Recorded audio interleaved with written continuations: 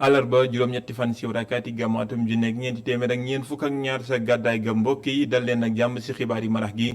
li ci gën a fës doxub ñaxtu wala toogaayu ñaxtu bi nga xamante ni bii ñu yëngu si wàllum caada ji moom la ñu doon bëgg amal nag fi nga xam ne moo di place de la nation mujj nañ ko amal donte nag ki nga xam ne moo di préfet bu Ndakaaru gàntaloon na leen ko nag amul benn jalte wala jafe-jafe boo xam ne seddu nañ ko fa ñoom nag naqaru nañu ñàkk liggéey gi nga xam ne jamono ji nag dogal bi jëriñ yor wàllum mbir réew mi jël na ko ne nañu tëj saal yeeg ak ndajaloo yi teewul ñu dajaloo foofu sa place de la nation bi ñu tuddee place de l'Obélisque ngir amal loolee nga xam ne moo di seen toogaayu ñoxtu boobee.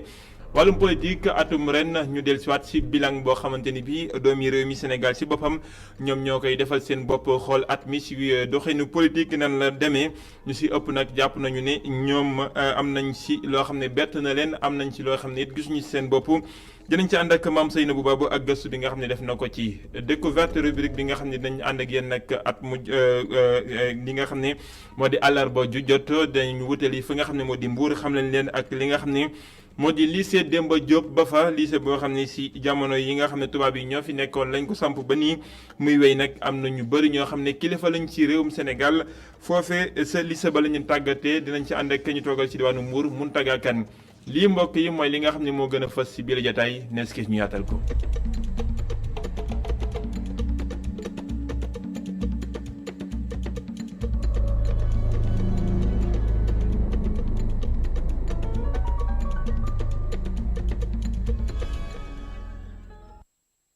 ñu leen ko junjee ci bopp xibaar yi li nga xam ne moom la ñu diggee woon def nañu ko ñoom ñi yëngu si wàllum aada jeeg cosaan ji dem nañu si place de la nation ñaxtu loole nag donte préfet bu Ndakaaru gàntal na leen ko teewul nag def nañu ko li nga xamante ni bii moom la ñu yëkkati comme kàddu ñaxtu moo di faaw nag ñu bàyyi leen ñu delluwaat si li nga xamante ni bii moo di seen yëngu-yëngal du ñàkk balaa jotaay bi xibaar bi di buur ñu ànd seeg Cheikh Diop mi nga xam ne moo fa teewoon mi ngi àndoon ak Augustin Mandanga li nga xam ne nag moo jëm si sàmmonteeg mbooleem digle yeeg tere waa docteur waa police ñoom nee nañu takk nañu taxawu faaw nag ñëpp daal di sàmmonteeg moom waral nag ñu amal ab ndaje boo xam ne moom la ñuy amal ak ñi nga xamante ni bii ñoo di taskatu xibaar yi tuddee ko déjeuner de presse maanaam añanoog taskatu xibaar yi loolee nag nekk loo xam ne jubluwaay gi moo di police gën a jege askan wi si noonu sax ñu ne ay àllarba yoo xam ne moom la ñu duppee mercredi de la police dinañ koy door lu yàggul dara ndaje loolee fekk woon nañu ko Adama Sarr ak Cheikh Diop. mbasum coronavirus bi nga xamee ne ci lañ nekk waa police nationale nag fas yéene nañ ci xar seeni tànk tubéy arrêté ministériel bi nga xamee ne kilifa yi génne nañ ko dey ngir ñu saxoo ak li nga xamee ne moom moo di dogal yi ñoom nee nañ dañ ci taxaw ba mu mat sëkk. autorités yi nga xam ni dañoo jël ay mesures ngir xeex mbas bi wax nañ ci lu leer wax nañ ni dañu am obligation ngir takk ay masque fépp fi nga xam ni autorités yi wax nañ ni dañ ku fa dugg da nga war a takk masque. ku fa dugg les fonctionnaires de police dinañ dem xool bërëb yooyu est-ce que ñi fa dugg respecté nañ ko waaw wala déet beneen bi ci topp mooy dañu tere rassemblement bu mu munti doon de toutes sortes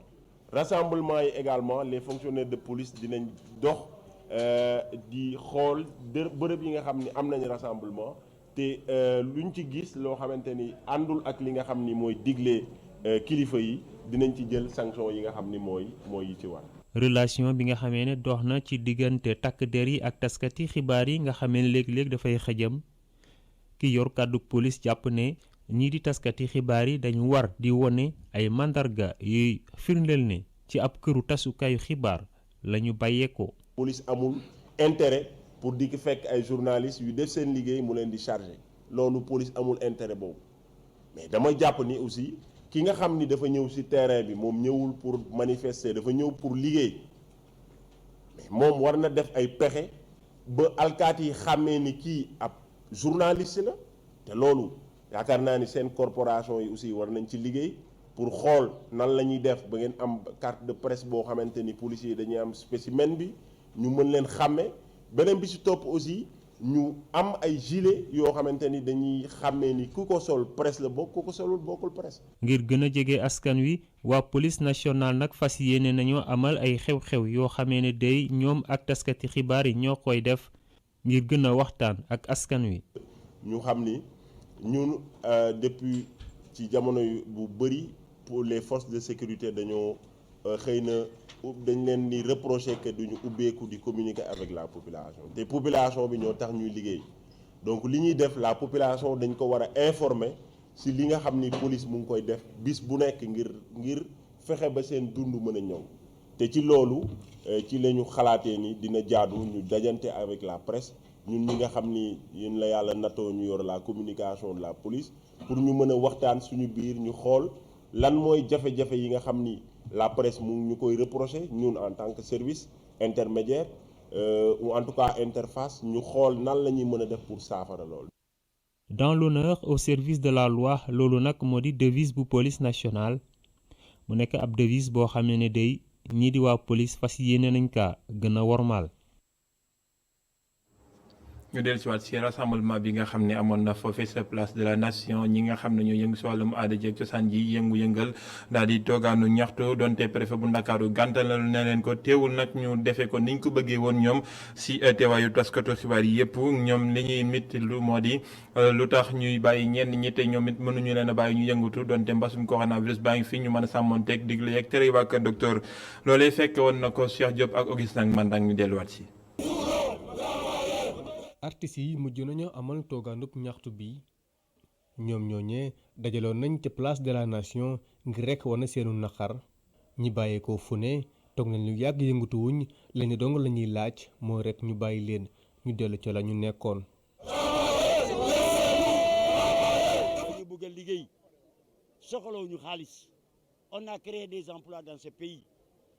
nañu bàyyi ñu liggéey comme tout le monde 10 cas. On a fermé toutes les écoles au mois de mars. Maintenant, nous avons 100 cas, nous ne fermons pas les écoles. Alors, on avait interdit tout le monde. À nos manifestations, il y a un puits. Police de Moufa, on n'a pas interdit. Nous avons animé le 17 au musée des civilisations. Ils ont dansé jusqu'à l'aube. Nous avons dit Lola nous avons joué, nourrir nos familles. Nous comme ça. 9 mois liggéeyaloo mënoo fay location ni courant ni ndox ni sa facture sa doom école mais ça c'est inadmissible. la ñuy laaj daanaka ñoom ñëpp ñoo ko bokk ba ñu toogee ay weer ñu ci bëri liggéeyuñ ñoom ñoo ñee bëgg nañoo dimbali seeni askan. góor ñi fu ñu taxaw jigéen ñi dañu ne sommes les mamans du monde ndax lu tax dañuy liggéey ñàkk jëriñu lan moo tax ñu bëgg a néewal doole aar bi culture lan moo tax joxuñu ko gëddam ñëpp di liggéey ñu ne ñun duñu liggéey moo tax ñu ne nag ñun dañuy liggéey ndax biñ ñu tëyee ñëpp dañoo toog waaye léegi bi ñëpp commencé liggéey xanaa virus bi moom day nelaw ba heure bu artistes yi waree yëngu rek heure boobu la virus bi di yeewu ñun ne ñu ngi sant yàlla déggaguñu benn artiste bu feebar ñu ngi ñaanal nag ñu feebar yëpp yàlla nañu wër ñi ci gaañu yàlla na leen yàlla xare àjjana waaye nag liggéey bu jotee ku liggéeyul doo gor. liggéey boole kook dëppook digalu kilifa yi di loo xam ne jàpp nañ ne mën nañ koo def. ñun tey mën nañu respecter les mesures barrières parce que mesures barrières yi mooy distanciation 1,50 m ñu sol masque ñu yor ay gel tey nag ñun dañoo maye gel ba suñu oto yaa ngi ne gel ba des na fa kon xam nga ne ñun kuy moytu rek rawatina ñun ndax ñun dañoo bëri ñu bëgg dañoo bëri ay fan bëri ñu dépendre su ñun merci beaucoup kon tey jii tey suñuy wax gel yaa ngi ne tey suñuy wax ne vraiment mesure barrière nous sommes des intellectuels et nous sommes des patriotes ñaanuñu yàlla wàllu kenn feebar jaar si ñun dem ci kenn. lu ci mën di xew am na lu ñuy naqarul leneen mooy ñàkk teewaayu waykat yu mag yi. nit su fekkee li ñuy xeex ñun ñëpp a ko bokk te su njariñ li génnee ñi ci ëpp di ko ëpp lu ñuy jariñoo ñëwuñu loolu moo ma naqari man tey bu ñu fexoon ba bàyyi ñu artistes yi ëpp lu ñuy joué gisuma leen fi loolu du yoon ñëpp war a àndandoo ñëw ñu xeex parce que li ñuy xeex xeexaluñ ko ma Samba xeexaluñ ma ko Demba ñëpp lañ koy xeexal loolu moo ma naqari man. donte ne kilifa yi dañoo tere lépp lu jëm ci wàllu dajaloo fii ci Ndakaaru artistes yi ñoom ñooñee amal nañ seen toogaanu ñaxtu ca place de la nation donte ne feebar baa ngi fi am ba léegi li ñu bëgg rek mooy ñu bàyyi leen ñu dellu ci la ñu nekkoon ngir mën a dundal seeni njaboot. jaar na baamu Cheikh Diop feebar baa ngi fi ba léegi juróom benn doomi aadama faat na leen ni kiy démb ginnaaw xayma gu mujj gi fanweeri doomi aadama yoo xam ne lottal na leen lool ci junni ak ñeenti téeméer ak fanweer ak juróom-ñeenti test yi nga xam ne def nañu ko juróom-ñeent fukk ak juróom-ñett ñoo si am yees mbasum coronavirus fanweer ak juróom ñoo xam ne xam nañ fi ñu ko jëlee juróom ñoo xamante ne bi biti réew lañ ko jëlee ak juróom fukk ak juróom-ñett ñoo xamante ne bi xamuñu ñen ñoo leen wàllu jàngoro ji junni ak juróom-ñetti doomi aadama jamono ji kon ñooy ñi nga xamante ni bi ñu ngi faju si mbasum coronavirus bi ginnaaw xayma bis bi nga xam ne topp ngeen ko suba ak docteur Aladji Mamadou Ndiaye ñu wax si leneen si li nga xamante ni bi moo jëm si wàllum napp gi foofee si diwaanu Mbour nag napp gi nga xamante ni bi jaarul yoon te ñu ñëw di waabale lépp loolee moom la ñu taxaw nag ngir mën koo xeexin woowee mbooleem ñi nga xam ne ñoo si takk taxaw waral ñu doon amal ab lël boo xam ne dañ leen di tàggat ñoom ñooñee ba lu si mel ñu mën a fànq loolee nag mu ngi tukkee si li nga xam ne moom la ñu daal di tuddee ndakkal géej gi dekkal géej gi waa USAID ñoo koy taxawu ñu teewlu si Seydia Diouf mi nga xam ne moom di coordinateur bu boobulee kuréel ak taxawaay boobee nga xam ne moo jëm si direction des pêches ñu teewlu ay kàddoom si micro Mountaga Kane. soo seetee bu ñuy consommer rek ci jën xam na yeneen pays duñ ko consommer donc loolu lu koy def aussi mooy niveau de vie bi parce que tey jënd saamu yaaboo xëy na moo gën ci ñenn ñi ko jënd yàpp kenn mënu koo dunde donc foofu napp bi am na ci importance bu baax a baax donc tey defe naa il faut que ñu defaat beneen pexe beneen jéego waxtaan ak acteurs yi conscientiser leen pour que ñoom aussi ñu waxtaan ak seen ñoñ pour que au moins ku nekk xam ne napp bu bon bi kat am na lu muy def ci lu baaxut ci pêcheurs yi d'abord parce que ci wañ dépendre mais aussi ci consommateurs yi donc def naa stratégie boobu di ñaan aussi ñi nga xam ne bokk nañ ci formation bi suñ demee aussi mun a def une restitution ci seen ñoñ yi pour que au moins ku nekk bàyyi xel ne napp ji bon bi demewuñu kanam. bari na ay ndaw yoo xam ne ñoo yëngu si googule napp di si gis seen bopp ngir lu jëm nag si saafara mbooreem xëy yi nga xam ne si la ndaw ñi bëgg a gis seen bopp waral ab salon maanaam ab lal boo xam ne si nañ ko amal jëm si nag jox leen xëy waaye tamit gën leen a mën a dugal si mbooleem li nga xamante ni bi mooy joxem xëy ñi koy amal di observatoire bi nga xam ne ñooy taxawu ndaw ñi si réewum Sénégal loolee ngir gën a ji mbooleem yi xel ki xalaat ba daat koy mën a joyal ba mu jëm si joxem xëy buñ sukkandikoo si Mamadou Koumba Diouf mi nga xam ne moo jiitee googulee kuréel di ndaje loo xam ne amal nañu ko loolu yëpp nag jëm si gën a joyal ndaw ñi si wàllum xëy ñu ànd seeg Boubacar Dieng ak Seydina Mbaye. ay junni ndaw di jël gaal yi wutali bitim réew ñu si bari di si ñàkk seen bakken ndaw ñi nag dañoo jàpp ni seeni réew amul xëy ba ñu koy wuti feneen. donc tey pour ñu mun régler problème mu immigration. il faut ñu xool ndaw ñi nga xam ne ñoom ñooy dem di immigré wu lan la ñuy wuti ji fële li ñu jàpp nag la ñuy wuti ji fële mooy xëy mu ne kon nañ toog xalaat ak dispositif yi nga xam ne état moom la fi teg naka la ñuy def pour xale yi mën a am seen xëyum bopp xale yi nag nee nañ état teg na fi ay dispositifs yu bëri mais lu leen manqué mooy formation c'est-à-dire savoir comment bénéficier de ces opportunités parce que aujourd'hui boo jëlee ndaw bu dëkk tey Jaxaaw ak ndaw bu dëkk Dakar bokkul par rapport ak information yu nu mën a am. si noonu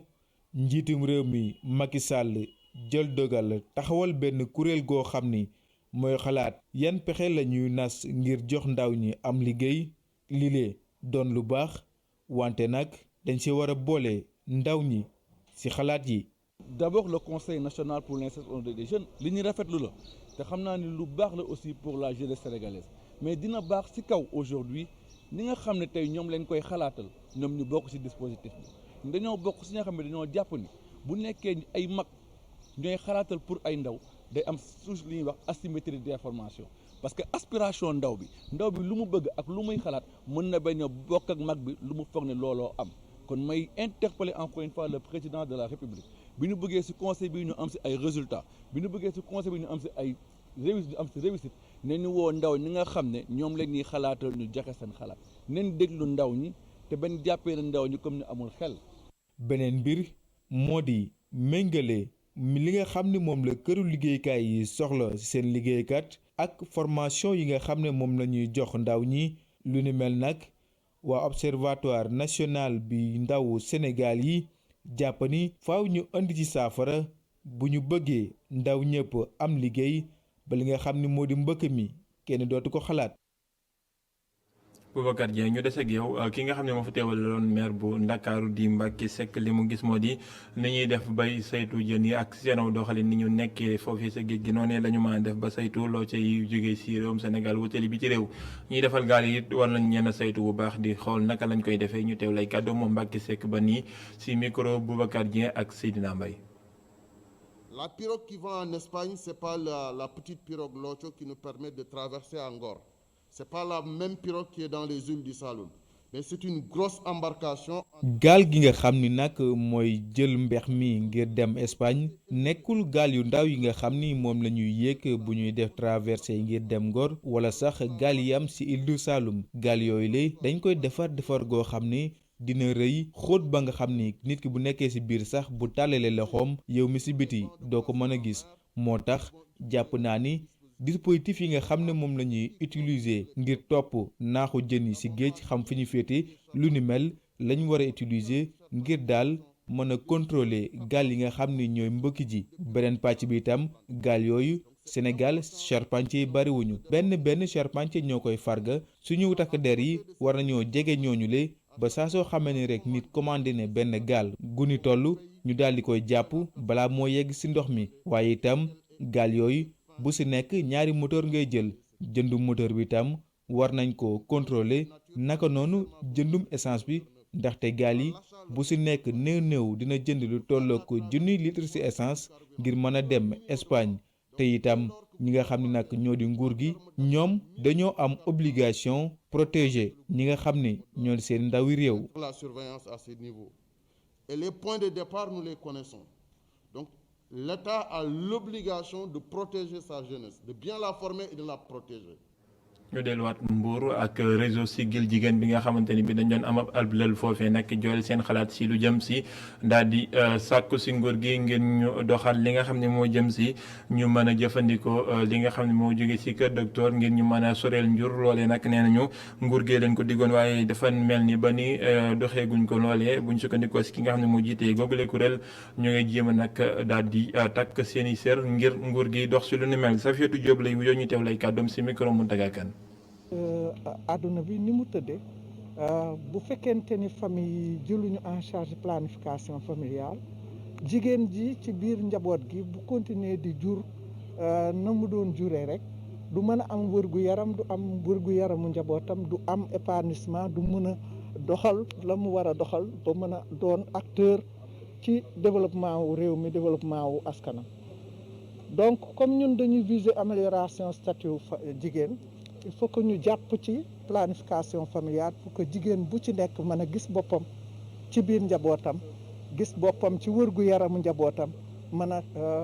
espacer ay ñuuram pour que mu mën a toppatoo boppam toppatoo njabootam bokk ci koom-koom lii moo tax réseau Siggil Jigéen jóg depuis 94 te suñu action nag ñu gën ko développer dans les années 2016 avec les engagements de Londres parce que foofu itam état bi dafa engagé wu pour que yokk alal ji muy def ci planification familiale pour que Sénégal jigéen yëpp mën ci jot mais ñun ba mu ko engagé woo ñun réseau dañu engagé wu taxaw nag ci ay xefam pour que li mu wax li mu dige mu jëfe ko parce que alali askan wi la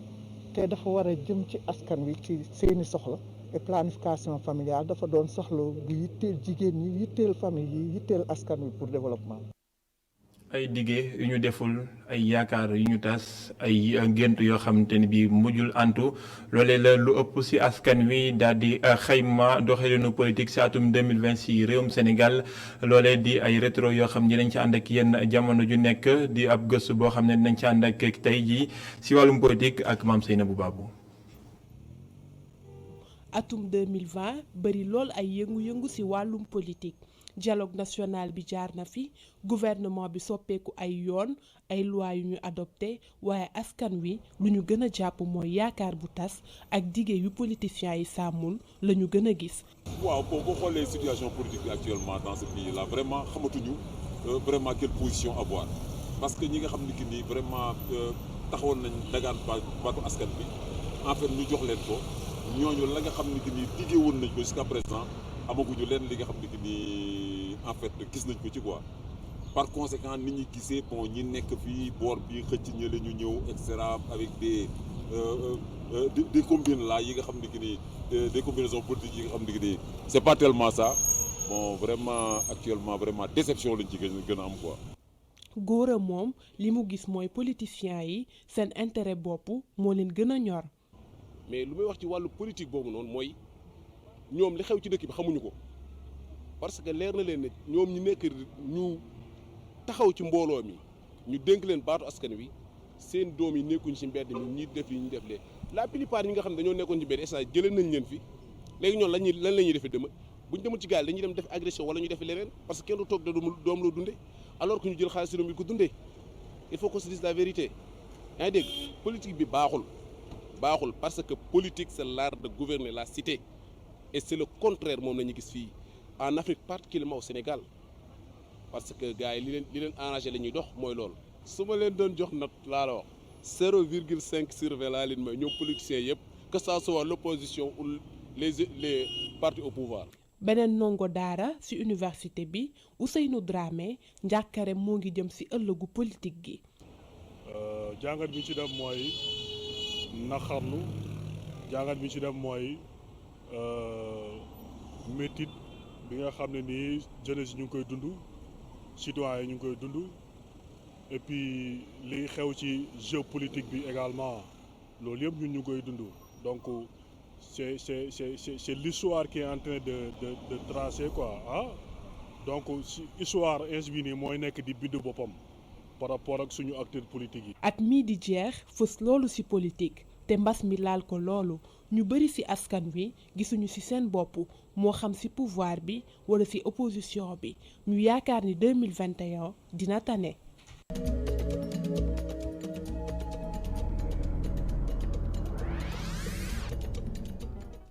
mu ngoog bàkk ba jib na àllay bay xamle tey jii ñu leen di xamle que lycée Demba Diop si diwaanu Mbour mu di lycée boo xam ne jamono yi fi tubaab yi nekk di colon yi boobu lañ ko fi samp waaye nag am na ay soppandi yu bëri ba ni mu yegg si waatee si lycée ngir jàng tey tàggatu googee nag ñu bëri si kilifa jamono ji si réew mi jaar nañ fa buñ sukkandikoo si ki nga xam ne jamono ji mooy saytu boobu la l'école Demba Diop si diwaanu Mbour lañ fay dem fekk fa ki nga xam ne moo di Mountaga Kane. bërëbu lycée Demba Diop am na lu toll ci juróom-ñeent fukki at ak ñeent ay kilifa yu bari yu def ay jàlloore ci réew mi ak ci àdduna bi jaar nañu fi. lycée bi kii barab bu yàgg la boo xam ne depuis avant indépendance en 1946 dañ ko la nekkoon cours normal yu doon génnee ay instituteurs ak yooyu voilà mu dem ba 1963 ñu def ko école normale. waaw jóge cours normal nekk école normale mais toujours dafa daan génn ay instituteurs ak cadre yu mag a mag ci réew mi ñu bëri fii la ñu jaar dañuy jaar fii après nekk inspecteur wala nekk ministre wala nekk leneen mais ñu bëri fii la ñu jaar ci site bi man dama koy tuddee souvent monument la parce que lu bëri jaar na fi lu bëri xew na fi lu formé na fi ñu bëree bëri léegi ba 1967 dañ ko tuddee école normale Demba Diop nekk maire Mbour nekkoon ministre de la jeunesse je pense du sport te mu amoon li xewoon ci temps boobu ba wuy ji suñu borom kooku nag la ñu bëggoon sargal boo ko immortaliser ba ñu jox ko turu école bi Demba Diop. ci atum 1986 fii la ñu def bërëb bi ab lycée duppee ko lycée Demba Diop. noonu la continuer ba 1985 ci la président ba jëloon ndogal tuddee ko installé lycée Demba Diop jëlee fii école normale installé lycée mu continuer nekk lycée Demba Diop depuis boobu ba léegi nag lycée Demba Diop mooy wéy. 6 proviseurs jaar nañ fi man maay 7e bu nekk nii. tabax yi nekk ci l'école bi ñu ngi taxaw ba tey wante seen màggetaay tuutal na ñi nga xamante ni ñooy yëngu ci wàllu école bi dañuy am tuuti njàqare ci sécurité élèves yi ak enseignants yi loolu tax na ba école bi ubbee ba tey nguuru Sénégal mu ngi defaraat bâtiment yile. maa leen di sant di leen gërëm sama inspecteur Diassé ak sama ministre de l'éducation Talla et sant leen gërëm leen parce que li ñu ma defar ren non mënuma leen ko fay parce que man li ma yàgg ñaan yàlla suñu borom balaa ma fiy jógee ñu defaral ma école bi te nag yàlla def na sama autorité taxaw ci dégg nañu ma taxaw ci ñoom tamit engagé wu depuis 2 ans sax lañ ko engagé wu mais jafe-jafe ak yooyu demoon ba kii ba ma gis ni li ñu décidé la ba pare du ñu dellu ginnaaw ren nag ñu ñëw annoncé ma sa lycée bokk na ci lycée Sénégal yu ñuy defaraat ma sant yàlla gërëm leen ñaanal leen yàlla parce que franchement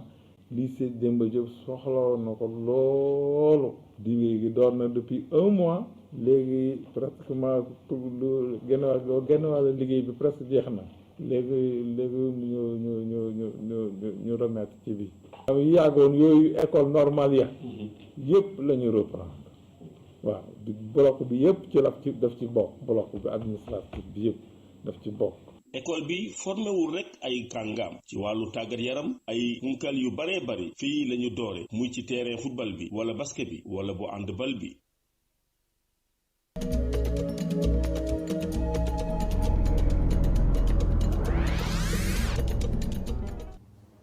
jaajëfal ko Mountaga Kane si googu le xam ne ak lycée Demba Diop mooy nder képp bii la jot ay xibaar jaajëfal leen mbokk yi si teewlu bi jaajëfal équipe technique bi si réalisation bi si jàpp ndal Moustapha Gabar Diop mi nekkoon si coordination bi 19h45 beneen jotaay ak Adama Anouchka Ba si kàllaamay nasaraan waaye la total day wéyandi ak